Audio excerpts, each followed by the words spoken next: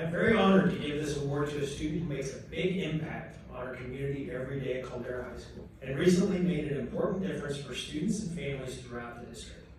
I am so proud to name Caldera High School sophomore Chloe Grissen our champion for students for the month of April. Let's give her a hand. Chloe is receiving this award in part for her recent success creating and organizing the very first Life and Career Readiness Night, a smash hit event on March 5th. We had over 400 students and family members showing up at Caldera to learn about opportunities before and after graduation. Thanks to Chloe's vision and hard work, students learned more about the world that awaits them. Chloe's DECA advisor, Becky Tucker, shared this about Chloe. Chloe's heart beats with passion for service. She's a beacon of change, always ready to step up and make a difference. Her dedication to helping others and her commitment to bettering her community sets her apart, showcasing wisdom beyond her years.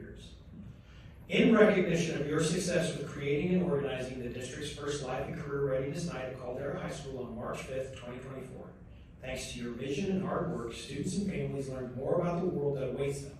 Your commitment to service makes a meaningful impact on your peers and creates positive opportunities for those around you.